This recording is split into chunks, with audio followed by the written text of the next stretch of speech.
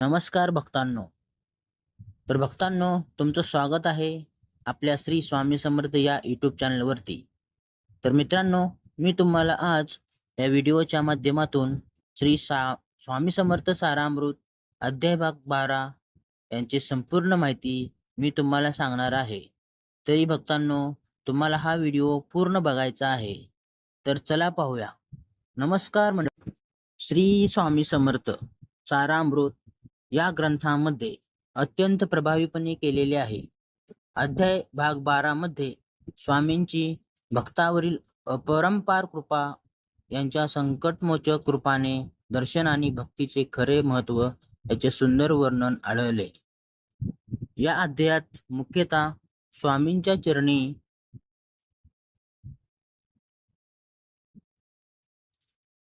पूर्ण श्रद्धा ठेवणाऱ्या भक्तांचे जीवन कसे बदलते हे सांगितलेले आहे.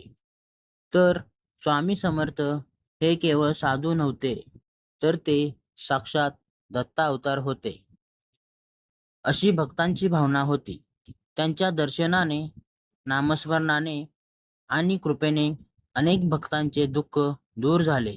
अध्याय 12 मध्ये अशाच अनेक प्रसंगामधून स्वामींचे समर्थ स्पष्ट केले जाते.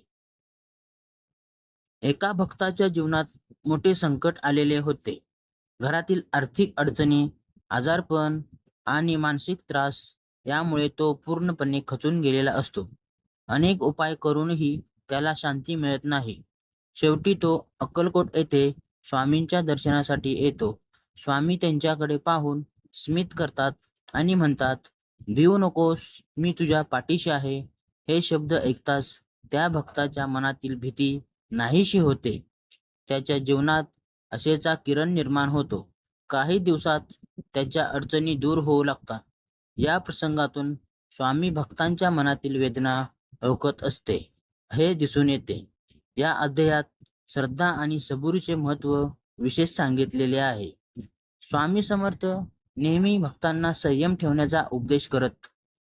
जीवनात संकटे आली तरी परमेश्वरावरील विश्वास सोडू नये असे ते सांगत. भक्ती केवळ केवळ पूजा किंवा मंत्रजप नव्हे, तर अंतःकरणातील शुद्ध भाव आणि पूर्ण समर्पण होय. हा संदेश या अध्यायातून मिळतो. स्वामी समर्थ अनेक वेळा आपल्या कृतीमधून लोकांना जीवनाचे तत्वज्ञान शिकवत असत. एका प्रसंगात एक अहंकारी मनुष्य स्वामींची परीक्षा घेण्यासाठी येतो. त्याला वाटत असते की हे साधू सामान्य आहेत, परंतु स्वामी त्यांच्या मनातील विचार ओळखतात आणि त्याला असे उत्तर देतात की तो लाजून नम्र होतो. त्यानंतर तो स्वामींचा भक्त बनतो. या प्रसंगातून अहंकाराचा नाश आणि नम्रतेचे महत्त्व अधोरेखित केले आहे. अध्याय 12 मध्ये स्वामींच्या चमत्काराचेही वर्णन केलेले आहे. एका गंभीर आजारी व्यक्तीवर डॉक्टरांनी आशा सोडली असते. त्या कुटुंबातील सदस्य स्वामींचे नामस्मरण करतात आणि त्यांच्याकडे प्रार्थना करतात. स्वामींच्या कृपेने त्या व्यक्तीची प्रकृती सुधारते. या घटनेमुळे गावातील लोकांचा स्वामीवरील विश्वास आणि दृढ होतो. मात्र चमत्कारांमागे स्वामींचा उद्देश लोकांना ईश्वर भक्तीकडे वळवणे हा होता. या अध्यायात सेवाभावालाही खूप महत्त्व दिले आहे. स्वामी समर्थ सांगतात की गरिबांना मदत करणे, भुकेलेल्यांना अन्न देणे आणि दुःखी लोकांना आधार देणे हीच खरी ईश्वर सेवा आहे. केवळ मंदिरात जाऊन पूजा करण्यापेक्षा मानवतेची सेवा अधिक श्रेष्ठ आहे. हा संदेश त्यांनी आपल्या आचरणातून दिला. अनेक भक्त स्वामींकडे सांसारिक सुखासाठी येत असत, परंतु स्वामी त्यांना आध्यात्मिक मार्ग दाखवत. ते सांगत की जीवनातील खरे सुख हे संपत्तीमध्ये नसून मन शांतीमध्ये आहे. मन शुद्ध आणि भक्तिभावाने भरलेले असेल तर प्रत्येक परिस्थितीत आनंद मिळू शकतो.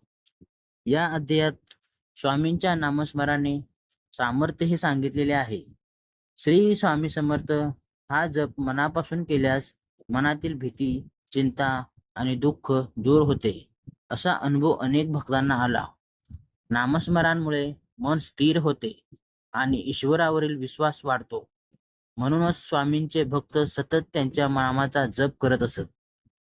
अध्यायाच्या शेवटी भक्तांना असा संदेश दिला आहे की जीवनात कितीही अडचणी आल्या तरी स्वामी सामर्थ्यावर विश्वास ठेवावा.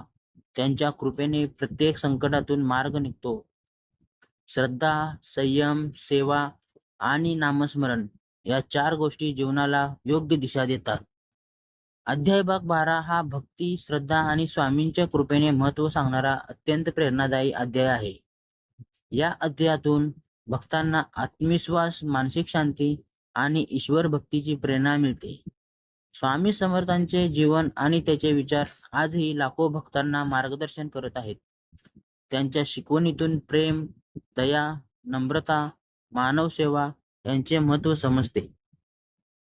अशा अनेक शेवटी अध्यायाचा मुख्य संदेश असा आहे की स्वामीवर अखंड श्रद्धा ठेवा, नामस्मरण करा आणि सद्गुणी जीवन जगा. स्वामी समर्थ सदैव आपल्या भक्तांच्या पाठीशी उभे असतात. तसेच अध्याय 12 मध्ये स्वामींच्या नाममहिमेचे विशेष वर्णन केले आहे. स्वामी समर्थ हा मंत्र भक्तांसाठी आधार बनलेला होता. अनेक भक्त संकटाच्या काळात हा जप करत आणि त्यांना मानसिक धैर्य मिळत. स्वामींचे नाम हे भक्तांच्या जीवनातील अंधार दूर करणारा प्रकाश आहे, अशी भावना या अध्यायातून दिसून येते. तसेच या अध्यायामध्ये कर्म आणि भक्ती यांचा सुंदर समन्वय सांगितलेला आहे. स्वामी समर्थ सांगतात की फक्त नशिबावर अवलंबून राहू नये, प्रामाणिक प्रयत्न करत राहा आणि ईश्वर भक्ती या दोन्ही गोष्टीकडे आवश्यक आहेत. जो मनुष्य कष्ट करतो आणि देवावर पूर्ण विश्वास ठेवतो त्याला यश नक्की मिळते. एका ठिकाणी स्वामी एका भक्ताला सांगतात, मन शांत ठेव. हा संदेश अत्यंत महत्त्वाचा आहे, कारण मन अस्थिर असेल तर माणूस चुकीचे निर्णय घेतो. स्वामींच्या सहवासाने भक्तांच्या मनात शांतता आणि सकारात्मकता निर्माण होत असते. अध्यायात एका स्त्री भक्तीचा प्रसंगही वर्णन केला आहे. तिच्या कुटुंबात सतत दुःख आणि वाद होत असत. ती स्वामींच्या चरणी जाऊन प्रार्थना करते. स्वामी तिला नामस्मरण आणि संयम बाळगण्यास सांगतात. काही काळानंतर तिच्या घरातील वातावरण बदलते आणि आनंद निर्माण होतो. या प्रसंगातून घरातील सुखासाठी प्रेम, श्रद्धा आणि सहनशीलता आवश्यक आहेत, हा संदेश दिला जातो. स्वामी समर्थांचे एक वैशिष्ट्य म्हणजे ते प्रत्येक भक्तावर समान प्रेम करत. श्रीमंत आणि गरीब यांच्यात त्यांना कधीच भेदभाव केला नाही. त्यांच्या दृष्टीने सर्वजण ईश्वरांची लेकरं आहेत. म्हणूनच त्यांच्या दरबारात सर्व जाती धर्माचे लोक येतात. या अध्यायात स्वामींच्या दत्तावतार स्वरूपाचे वर्णनही केले आहे.